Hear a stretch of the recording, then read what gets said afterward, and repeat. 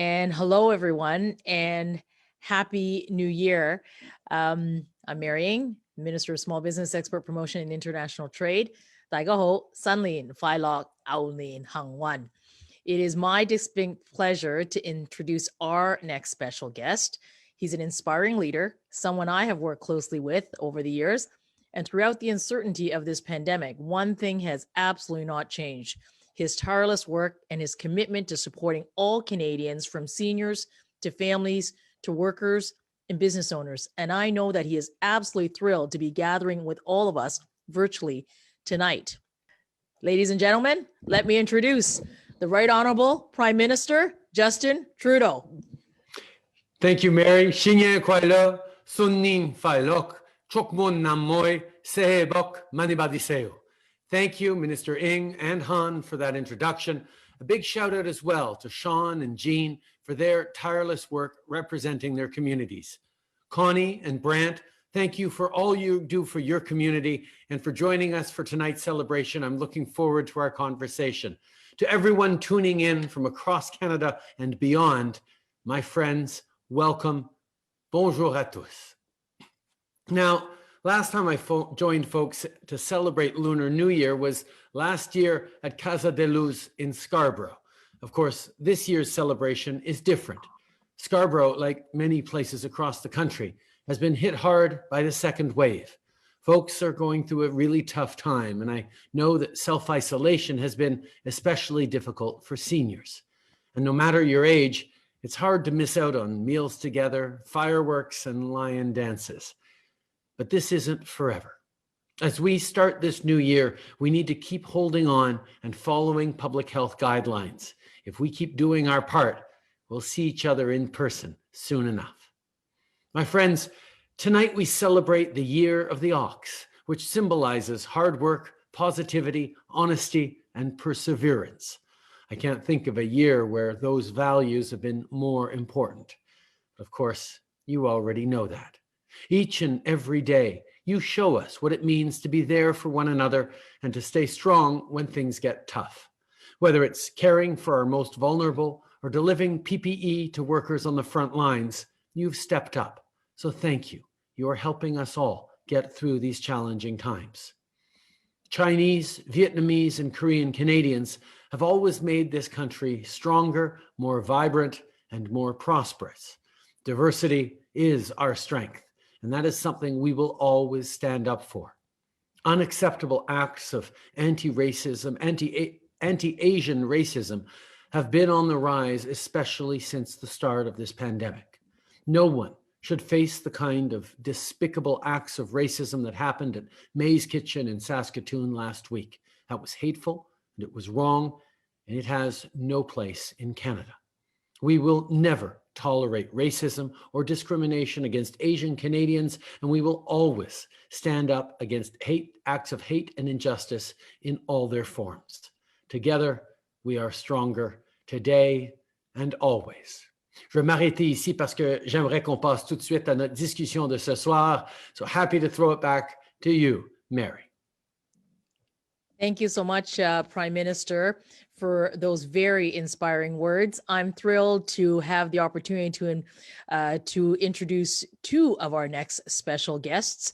Our first one is an exemplary leader, a philanthropist, and my very good friend, Brant Louie. Brant is an inspiring Canadian and truly a success story.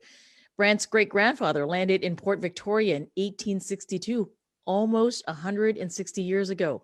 30 years later, in 1896, his son joined him, and eventually they opened a small store in Vancouver's Chinatown. Over 3 generations, that store has grown into one of the most successful companies in Western Canada, the H.Y. Louie Group, or what many of you will know as the parent of London Drugs. And it really is an institution in Western Canada. Today, Brant is its chairman and CEO. He oversees charitable foundations that support Indigenous youth, seniors, and vulnerable Canadians. He's a recipient of the Queen Elizabeth Golden Jubilee Medal, a member of the Order of British Columbia. He and his family represent the indomitable spirit of Canadian business, and his generosity has made such a difference in the lives of so many. We're so thrilled to have Brant here to celebrate the Lunar New Year with us. Han? Thank you, Mary, and thank you, Prime Minister. I apologize for my earlier technical difficulty, but that's becoming a norm of a part of our life nowadays. 我非常感谢总理的精彩发言。接下来呢，我们将介绍今晚的另外一位特别嘉宾，Mr. Brian Lloyd 雷振营先生。雷先生的经历呢，可谓鼓舞人心的加拿大励志故事。远在160年前的1862年。雷先生的祖父从维多利亚港登陆加拿大，30年后的1896年，雷氏在温哥华的唐人街开了一家小店铺。经历了3代的打拼，雷氏公司呢变成了雷氏家族集团，由一家小店铺慢慢的蜕变为加拿大西部最成功的公司之一。如今的雷振营先生呢是雷氏家族集团的主席和伦敦大药房的 CEO， 他在海外的慈善基金呢，帮助了无数的原住民的青少年、老人家和其他的弱势群体。同时呢，他还是女王伊丽莎白2世撰写奖章和 BC 省勋章的获得者。雷先生的家族展现了不屈不挠的加拿大企业精神，他的乐善好施也幫助和影響了無數人。今晚我哋非常榮幸可以請到雷生同我哋一齊共慶佳節。Thank you very much. Back to you, Mary. Terrific. Well, and next I get the wonderful opportunity to introduce Connie Lowe. Now, Connie's story is also quintessentially Canadian. She's a leader and a community builder. In 1997, she came to Canada with just a few suitcases and over 20 years has built her career. Today, she's the Associate Director of Development for the Sick Kids Foundation, but she's built her community. And this fall was named the recipient of the RBC's Top 25 Immigration Awards.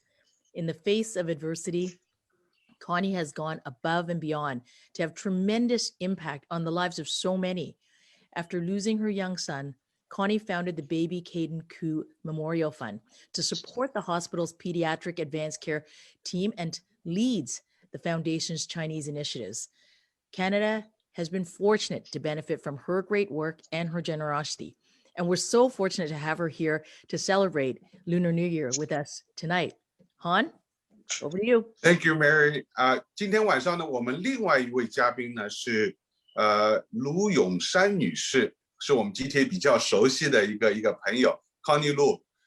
卢女士呢，她的经历同样充满了典型的加拿大色彩。她是一位出色的领袖，也是社区的缔造者。1997年，卢女士拖着2个行李箱从香港远渡重洋来到加拿大，经过20年的努力和打拼，她建立起自己热爱的事业。目前，卢女士是病童医院基金会的副总监，她为社区的建设做出了卓越的贡献，并于去年荣获 RBC 最杰出的25位加拿大移民奖。他用自己的经历以及感受去鼓舞和感动了无数经历相似的人。他成立了纪念基金和帮助病童医院儿科的护理团队，并亲自带领病童基金会的中国项目。加拿大很荣幸有卢女士这样的卓越領袖。今晚我哋都好榮幸可以請到盧女士嚟到我哋嘅活動現場，同我哋一齊共度新春。多謝晒。Thank you so very much, Han. And now, Connie, I'm going to turn the floor to you so that you could take us through this terrific conversation that we're all looking forward to participate in. Thank you, MP Handong, for your introductions. So, hello, Prime Minister, Minister Ng, and Mr. Lui. This is my great honor to join tonight's sessions. All right, let's get started. First, Prime Minister, over the years, you have had many opportunities to celebrate the Chinese New Year, Lunar New Year with the Asian community in Canada. Would you please tell us what does the Lunar New Year means to you personally, and what are your favorite things about this festival? Oh, thank you, Connie. First of all, it's a celebration. It's a time to come together as family, as friends, and reflect on the year that's come, and mostly be excited about the year to come while we take care of each other, while we look out for family and friends. Tonight's New Year's Eve, and I'll be spending it with family like everyone. There won't be the big celebrations. We're going to miss the fireworks and all the delicious food. I think we've all spent a lot of time with our closest families over this past year, and we're certainly kicking off this year the same way. But really, this moment of togetherness, of opportunity, of looking forward, I think we all know that the year of the ox is well chosen for the year that's coming, because it's going to take hard work and strength and perseverance and determination to get through. But I know we're going to be able to do it. Even though we celebrate in a different way, and we all look forward to a time where we come together, I'm pleased that we're able to gather this way virtually. Again, seeing the lion dance in virtual form was nice. I was glad to be able to dot the I's, but it doesn't seem like a lion dance unless I'm actually scared he's going to step on me and I'm trying to pitch lettuce at him. These are the celebrations we all look forward to getting back to, but I know that everyone is looking for ways to celebrate in their own ways, and I'd love to hear from the three of you what exactly the Lunar New Year means to you and how you're looking forward to celebrating in the year to come. Thank you. For me, the time is great food that we love to enjoy at this time, and being able to share it with family and friends. The one thing that I do miss due to this pandemic is having my two sons and their families and my grandchildren come for their annual Lycée Red Packet Lucky Money, which I might save this year, but I have a feeling that somehow I'm going to end up giving it to them anyway. But it's also, we're giving out virtual red pockets this year, so it's still out there. Great. I think it's a great time to take stock and a time for optimism and moving forward. You know, this is the time when we know hard work and keeping our shoulder to the wheel is going to bring great economic recovery. And I'm sure we can all look forward to that, and possibly within the next year or so, we can all get together and meet again in person. The year of the ox is about discipline, and we've certainly learned a lot about discipline during this pandemic. We followed all of the rules that have tried to make all of us safe and keep the transitions down. And I think that this will be very helpful as we move into 2021. Mary? Well, for me, I mean, it's family, those that you're born into. So my family is here today. So hi, guys, happy New Year's Eve. And those you choose, who are like your family, who are your friends. And of course, our work family, Prime Minister, you're part of my work family. Red pockets, the yummy food, wearing something new. I do that every year. I've done that every year my entire life. New beginnings of the year. That's what I think 2021 is. And we're certainly seeing optimism. I know that Canadians are going to get vaccinated by September. All Canadians want to do that for free. So that's that hope and optimism. That's what I look forward to every year at this time of the year at New Year's. Okay, my turn. When I was a child, I loved receiving red envelope. And that was my only income source throughout the year. So I have to plan it very carefully, how to spend it. So I guess my parents wanted me to learn financial planning at a very young age. Now, as a mother of two, I use this opportunity to teach my kids about Chinese culture and our identity. So usually in our house, when the Christmas tree is done, we start putting up all the Chinese New Year decoration and then preparing all the thing. And they have a lot of questions to ask. Why you cannot wash your hair for 7 days? By the way, I never follow this tradition. Okay. So I make the answer into story so that they can easy to remember, and hopefully one day they can share the story with the children. All right, so the Lunar New Year is one of the most important festivals in our Asian communities. We gather together and then we do family reunion. Because of the pandemic, life in 2020 has been very difficult for many families, business, and organizations. Now and more than ever, we need to be generous and kind to each other. Unfortunately, things like COVID-19, there is a rise in anti-Asian racism. Can each of you reflect on this and share your thoughts on how we can work together to overcome this challenge? Mr. Lui, would you like to share your thought with us first? Thank you, Connie. I believe that racism has much improved since the time that I had to go to school 70 years ago and when my parents had to go to school. But it has never completely disappeared.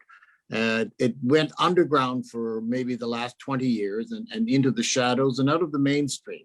But what happened with the pandemic in 2020, it brought racism back from the shadows into the mainstream. And it has impacted Asian businesses and the lives of those who suffer racist attacks across the country. I've taken steps to join with other groups, like-minded Canadians across the country to create a meaningful strategy. And we're just beginning that process, but of note, the work from the Ryerson University, led by its chancellor, Janice Fukakusa. They're providing educational resources and tools to combat anti-racial Asian racism. Education has always been and will remain the key to overcoming racism of any kind. Once you know better, hopefully you will do better. It is essential we educate all Canadians about the history of Chinese Canadians' contributions to Canada. It should be part of all of the school curriculums from the primary grades right through to post-secondary education. In the end, we probably know somebody that has been suffering racial attacks, and we should be willing to speak out when we see it because we know it's wrong. And when we know something is wrong, we have to speak out and say so. If we remain silent, the racism just continues, so I believe that the responsibility of all Canadians to speak out when they see something is not right and they know it's wrong. Only then can we ever improve. Thank you, Mr. Liu. Now, Minister Ng, what are your insights? Yeah, as I was thinking about this question, I think back to my own family and, when we first came to Canada, of course, I grew up in a small business, my parents' small business, and you don't think about it. I certainly didn't think about it at the time, but for my parents who didn't speak very much English and they were serving their customers, when you look back and you think about the microaggressions, if you will, that my parents faced, and just that enormous sense of just pride that they just sort of persevered every single day, irrespective of the adversity that they were facing to sort of raise their kids. I guess this informs a lot of my own view. I'm honored today that I get to serve with this Prime Minister as the Small Business Minister for this country, and I guess it is very, very much part of who I am, and that's probably why we're so committed and we are just so committed. I don't have a better word than committed to just making sure that we really are looking after all of our businesses across the country, racialized businesses, women-owned businesses, Indigenous small business owners. Like, these are the people in throughout our community. And when we sort of started seeing racism, anti-Asian racism emerging over the pandemic that began just a little over a year ago, I have to say to the Prime Minister and all of my colleagues, thank you for standing up and calling out racism for what it is and in all forms. We need allies. And we need all of us working together. This country is one of diversity. It's one of our best and greatest strengths. And we need to highlight the leaders across our countries and share stories like Brant's or yours, Connie, and so many others in our business community, in our social communities. So calling this out and speaking out and standing up for each other and being allies to each other, I think is what we have to do and what we have to continue to do every day. It's who we are as Canadians. Thank you, Minister Ng. Prime Minister, we would love to hear your thoughts. Well, thank you, Connie. And this is an important conversation, but we always need to put it in context. I mean, this is already a really difficult time. There's a lot of anxiety about health, about our economy, about our jobs. There's real concern because of this coronavirus, and that's put a lot of pressure on people. And first of all, as a government, we've worked very, very hard to be there for Canadians, be there to support small businesses with unprecedented supports like the wage subsidy and the CEBA interest-free account. We've also stepped up for families, for seniors, for young people, invested for entrepreneurs. We've we've kept trying to be there to support people through this difficult time, because that's just what we do in this country. All of us, we're there for each other, and the Chinese community has consistently been there to support the vulnerable, support each other, and that's why it just hurts so much to see the rise of anti-Asian racism and discrimination. We've seen really troubling attacks and incidents that I've watched from Vancouver to Mississauga to Montreal to Saskatoon most recently, where things are absolutely unacceptable in Canada, regardless of the stress and the anxiety everyone's under. We're supposed to be there for each other as Canadians. And in Canada, we recognize that our differences coming together to build a better country is one of the things that makes us strong. So we've been really firm as a government on developing an anti-racism secretariat, an anti-racism strategy, on moving forward with various community groups and leaders to really tackle, to start changing mindsets, to demonstrate how unacceptable it is. We've also done a very good job of calling out whenever people are starting to use the politics of division and fear. We need to keep standing together, because in Canada, this is what we do. We're there for each other. We have each other's backs. We respect each other. And that's what we have to remember. So the intolerance and hatred that we're seeing every now and then doesn't define us, but it will define us if we let it. We need to be defined by our fight against intolerance and racism, and that's what we're going to continue to do. Thank you, Prime Minister. Each of you speak from different perspectives, and all of you have provided really good advice and also show the determination of the government trying to deal with this problem. So with this new year, let's all make the resolution to be more kind and accepting. Speaking about the new year, tonight we have friends from different ethnic backgrounds across the country celebrating Lunar New Year with us. When I look at it through my immigrant lens, I find it is just simply amazing. It truly reflects the beauty of Canada, a country that appreciates and accepts our culture and recognizes the contributions made by the immigrant. Now I want to turn to you guys and ask each of you, what does Canada mean to you, and what do you value the most about Canada and being a Canadian? First, Minister Ng, you too immigrated to Canada when you were small, and now as a key member of the Parliament. Please tell us, what does Canada mean to you, and what do you value the most about Canada and being a Canadian? Well, let me start it this way. I'm very inspired by you, Connie, and your story and your journey. And I'm going to answer this question with a lesson actually from Brant Louis, who actually says that it's motivation, hard work, and empowering the next generation. So being a politician and certainly political life was not encouraged in my family. And I certainly didn't see myself or people who look like me reflected in the role that I have today. And truthfully, I didn't think that I was also that kind of person who could step up until this leader, this other person that's in this other square here, the Prime Minister, who works hard, and through that work hard motivated me. He empowered me and believed in me. We need greater representation of East Asian Canadians in our institutions and certainly in Parliament. We all need to have a voice, and I'm thrilled that I get to be one of those voices. But of course, you heard earlier, and you're seeing that I'm joined here by MP colleagues in Han Dong, in Jean Yip, and in Sean Chen. We are that generation in leadership roles today, but we need to mentor and empower our next generation of leaders and voices and representation.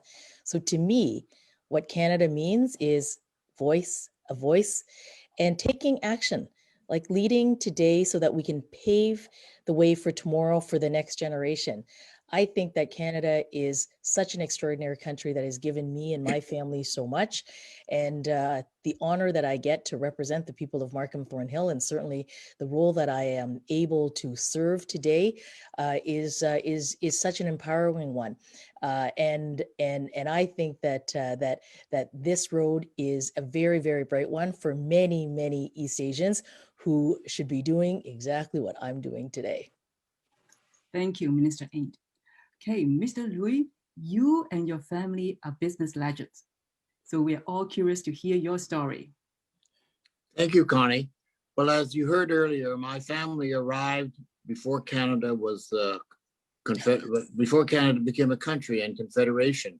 My great-grandfather came to Canada looking for gold in 1862. And we've owned a business in Canada, which is the H.Y. Louis Group of companies, for now 118 years. But that group grew from very small beginnings to what it is today. And during that many, many years that we were in business, we were subjected to many forms of systemic discrimination, unfortunately supported by governments of the day at that level. And things really didn't start improving for us until the late 50s and the 1960s, when the Prime Minister's father was in power at that time and was the Prime Minister. And so we look very favorably on the name Trudeau, because it was that point in time when we felt that discrimination was actually getting better. But the Asians that came here at that time, they overcame the obstacles to create a life here, despite the fact that they weren't welcome and they weren't really encouraged to flourish. And since they first arrived, Chinese Canadians, like all immigrants, had enormous impact on the growth of Canada in all aspects of society, from business to science, education, the arts, and increasingly in the political leadership roles. You know, as we build back and reopen our economy following this pandemic, I think collaboration, creation of jobs, new industries, partnerships will be crucial to our ongoing success and also to the continued success of helping Canada grow. I'm proud to be a Canadian, and I appreciate the fact that I stand on the shoulders of my ancestors and other early immigrants that came to Canada, fought hard to gain citizenship. And as a result, I take those responsibilities very seriously. And I believe that all new immigrants or old immigrants should continue to practice good citizenship, personally and professionally. And in the terms of philanthropy and giving, give back to this great country that welcomed us when we were not so welcomed in the countries that we originally came from. Thank you, Mr. Louis. Prime Minister, as the leader of our country, what makes you most proud of being Canadian and of Canada and its people? It's very simple. What makes me most proud to be the person serving Canada as Prime Minister is Canadians themselves. We are people who trace our origins to every corner of the planet, no matter what part of the world we're originally from. We came here to try and build a better life for ourselves and our kids. And we were helped through these difficult winters by Indigenous people who'd been here for millennia.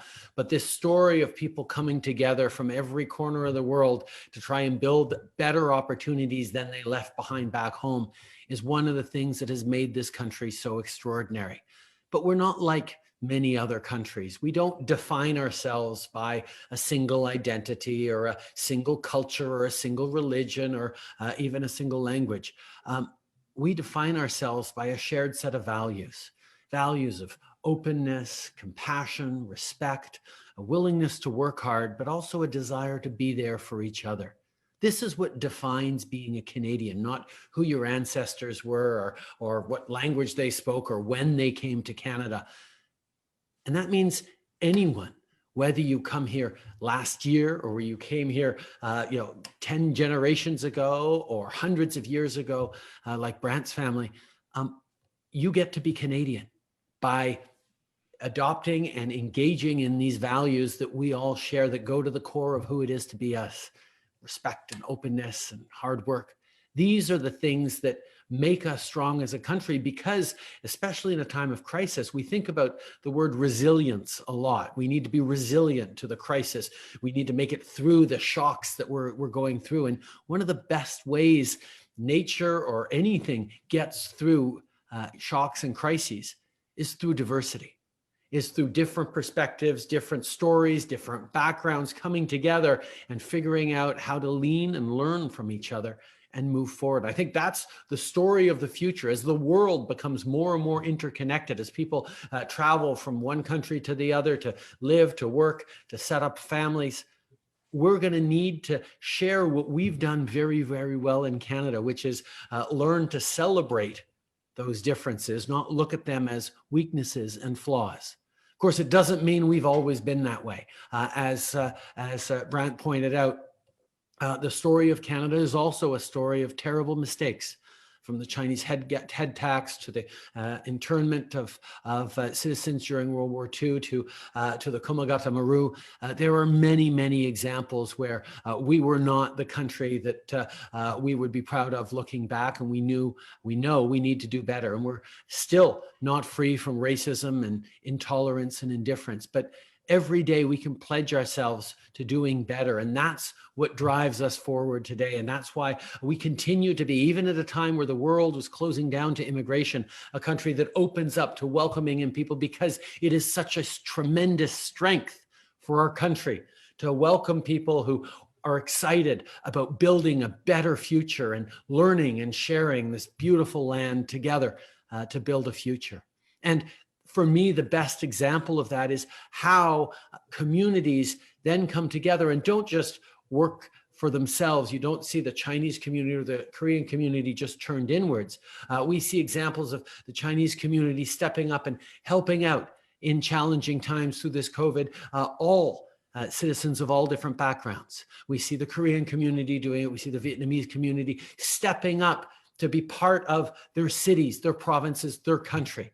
And that generosity and that desire to be there for your neighbor, regardless of what your neighbor happens to look like, is one of the things that makes Canada so great, and one of the reasons I am so optimistic and inspired every time I spend time with Canadians, every time I look towards the future we're building together.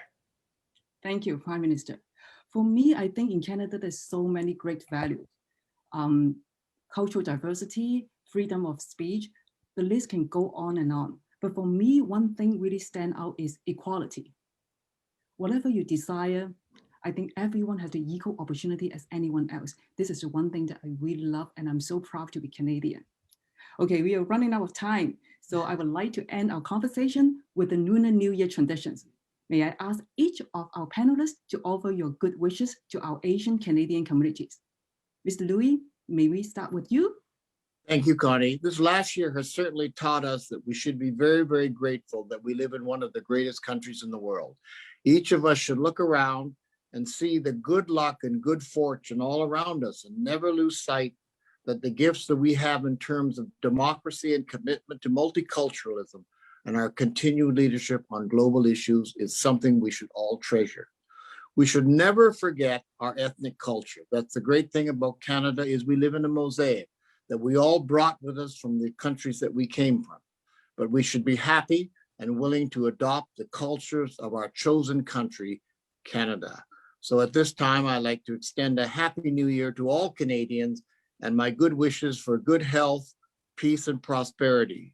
Gong hei fa choi, Sun Nin Fai Lok. Thank you. Minister Ng, your wishes, please. Absolutely. 2021 is going to be a year of optimism and hope.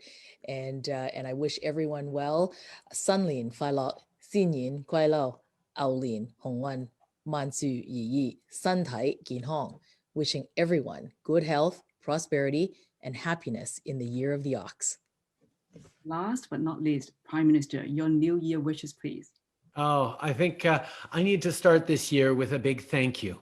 A thank you to Asian Canadians who've really stepped up to help vulnerable people on the front on the front lines by supporting in our medical systems, in our grocery stores, as caregivers, as people who've been constantly engaged for communities. And even if you were just going about your business, you were doing so in ways that were keeping each other safe. The Asian Canadian community was always and is always good to rely on, to follow directions, to wear masks, and to be really thoughtful about how we're getting through this pandemic. So as we look to a new year that hopefully will get us through this pandemic, I want to say thank you to everyone. I want to wish you all a safe, happy, healthy, and prosperous new year, and wish you all happiness in this year of the ox. Xin Ye Kuai Le, Sun Yin Fai Lok. Chukmun Namoy, Sehebok Manibadiseo. Happy New Year, everyone. Bonne année à tous. Thank you once again, Prime Minister, Minister Ng, and Mr. Liu, for sharing your personal story and insight. It was a privilege to join you as your moderator tonight. And I wish everyone a Happy New Year and good health. San Tai Kin Hong, 龙马精神，新年快乐。